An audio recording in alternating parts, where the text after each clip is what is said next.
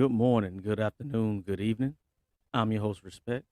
Welcome to another episode of Next Generations Live, man. We at it again. We are at it again. Appreciate y'all being here. Appreciate you coming through. Appreciate you checking it out. What's on my mind? Let's see here. What today is election day for midterms. So we do have the midterms going on. So I guess that is pretty important. Some people think that it's not that important. A lot of people think that their voice don't matter, right? With that being said, what do the politicians do about it? Do they actually even care? Honestly, do you care? Honestly, do I care? Honestly, I do. I care. I do care because in the great country of the United States of America, we have laws and we have a government that governs the laws that is supposed to be backed by the people, and the government is supposed to be working for the people, right? We, the people. Now, I'm not going to get into a rant about does the government actually serve the people properly or not. You know, we could talk about that for a week straight. What I am going to pontificate about is the main two parties is the Democrat and Republican Party. And then you have like subgroups of that, right? Which would be liberal, for the Democratic side, and conservative for the Republican side, right? And pretty much, give or take a couple points, that's where people that are into politics pretty much fall into those two main groups and two subgroups, right? My question is, what does either side actually focus on for the people that they're supposedly working for? And how do they get people to come to the polls outside of propaganda, misinformation, and disinformation? What is the truth that they actually tell people to get them to come out and vote? How do they sway them? Your guess is as good as mine if you say, I don't know. That's why this channel is here. So we could get people in to cam up and call in and talk about it. You can see it's pinned to the top of the comment section where you can hit the link and you can come on up. And you don't even have to talk about politics or who you voted for. You literally could talk about whatever's on your mind as long as we're falling into the guidelines of YouTube, TOS, and social media in general terms of service. There are rules and guidelines. You see, people, for as much freedom as each individual would love the luxury to have to go about it their own individualistic ways, that is not the reality. Or you could argue that it is the reality. And then I would say to that, suffer, accept, and be accountable for the consequences. You know what I mean? All right, man. So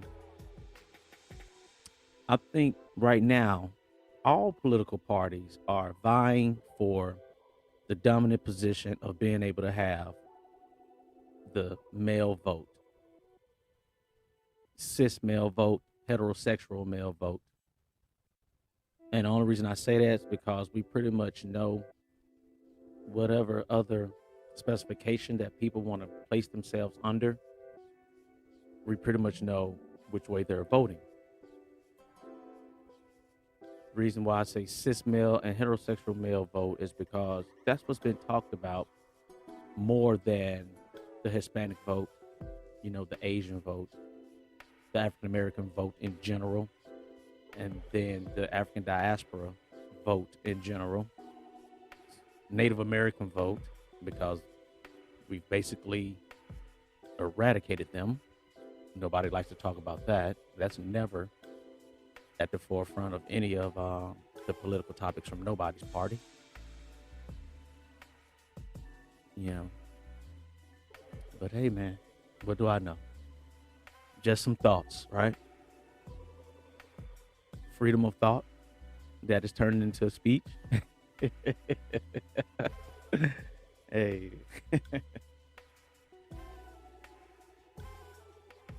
why is it so difficult for politicians in general to garner that male vote? Why is that? At one point in time in our history, that was an afterthought. That wasn't even thought about. Like, you know, the men voted. The men discussed things and they talked with the politicians. The politicians talked with them and people in the community and so on and so forth. The leaders of the communities.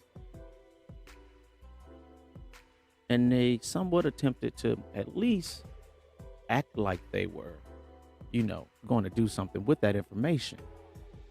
Ah, that's right. This is where it gets ugly. The leaders of certain communities aren't the men. Oh, oh, oh, oh. Well, well, well. You can fill in the blank with that as you wish.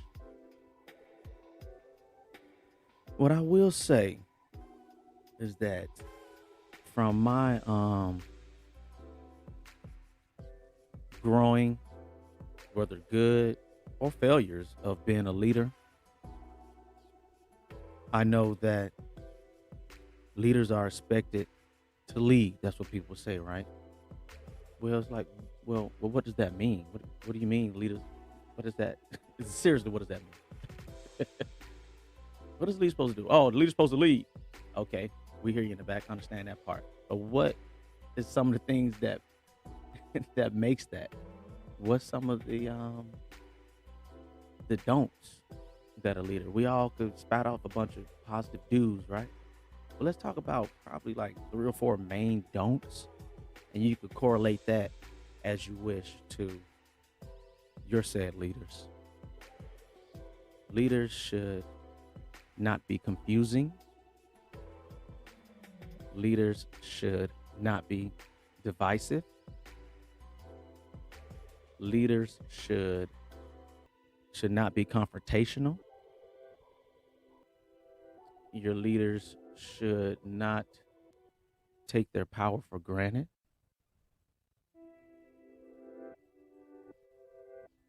So what we got? Is that 4 yet? Divisive, confrontational, non-confusing. Don't take your power for granted. So that's 4 right there.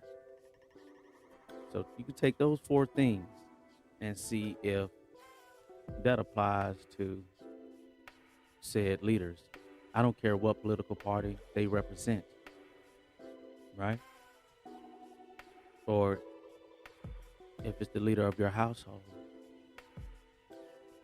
you can still respect them, whether it's a parent, a teacher, a guardian, manager, owner, boss at work, or even if you are all of those things combined and rolled up into one when you reflect on yourself, right?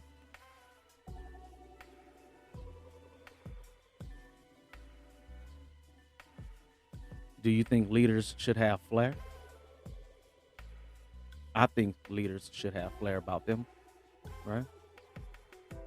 I would even go as far as to say, even if you're not a leader yet, or you may never be a leader, politician, parent, teacher, guardian, that you still have some flair about you to be the best version of whoever you are as an individual throughout your walks and journeys through life.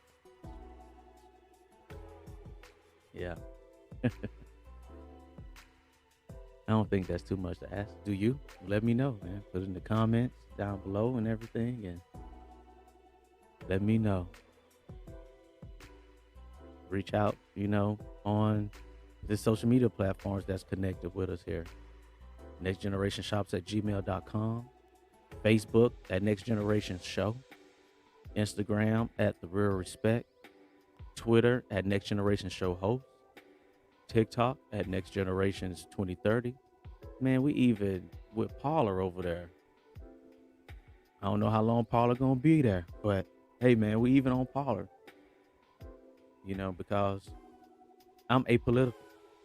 I don't care what your political affiliation is. I care about your intent as a person and your points of views on the substance and the things that you talk about and the way you live your life. I take each person as they come.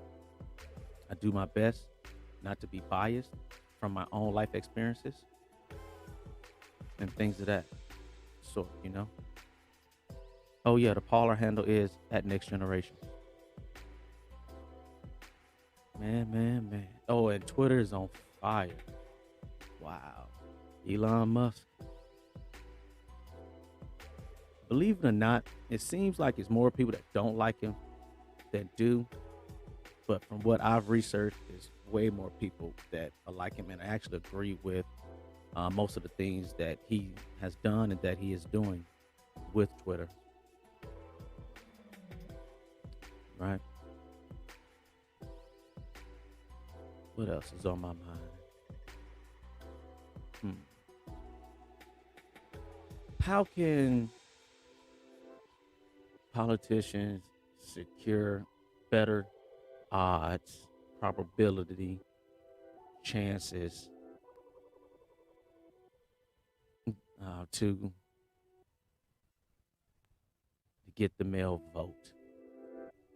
And then particularly for Democrats and the umbrella of the parties below them, or people want to think even with them, however you want to put it. African American, Black diaspora, Black men vote. I'm not a political strategist. I've done strategy, with businesses I've worked with, things of that nature, but I'm not a political strategist. Didn't go to school for political strategy or economics or things of that nature. But what I do know is that in any situation, if you want men to follow you and really have your back, you can't demean them.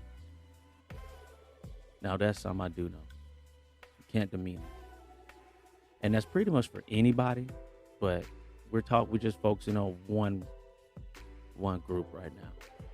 And me being one of those people of that group, the demeaning thing does not work. I'll tell you that right now. The insults and stuff and belittling and things, it doesn't work. That works for people that's got low self-esteem, excuse me, and low self-confidence, and they're just trying to find their way, which are those supposed to be the people that we're really supposed to be protecting, uplifting, and guiding, and not taking advantage of, But for people, the regular working man, he's thinking about how he gonna put food on the table, even if he doesn't have a wife or kids, even just for himself. He's thinking about being able to have a reliable car, a nice roof over his head, being able to put food on the table for him and at least for somebody else, because most likely he's going to want someone else involved in his life that he can share it with. And he knows that he is going to be the one that is going to have to put the bill for that. So just even if we just take it from that, not get into any other nuances or anything more difficult than that, would you say that the political parties have done an A+ job with being able to garner those kind of men? Do they deserve their vote? Because from what I've been seeing over the past 8 years, actually, they've been missing the ball, dropping the ball, missing the basket, whatever you want to put just like this lottery is right now. There's $2 billion or whatever it is, or about to be $2 billion. The probability of them getting the male vote locked down on any side, even though it seems like the Republican and conservative side have more of the leverage right now. The Democrats is like the lotto right now. It's like a 1 in 250 million chance or something of somebody hitting that lottery, and nobody still hit you. That's what it seemed like happened with the Democratic Party. So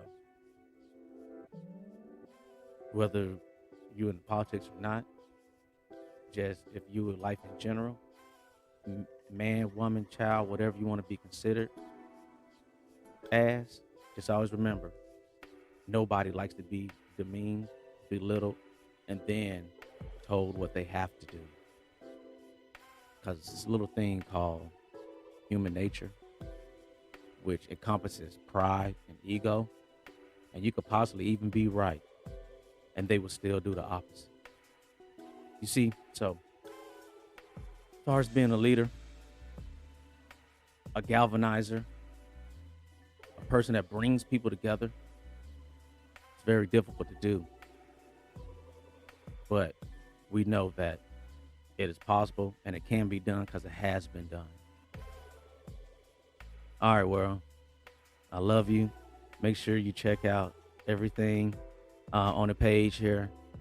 Check out the 2 different e-com stores that's connected to the channel. Next Generations T Public. We also have a Next Generations Redbubble.com also. Check those things out. And we're going to be live, just like it's scrolling down here at the bottom, every Tuesday, Thursday, and Sunday, 5 p.m. Central, 6 p.m. Eastern, 3 p.m. Pacific. I love you, world.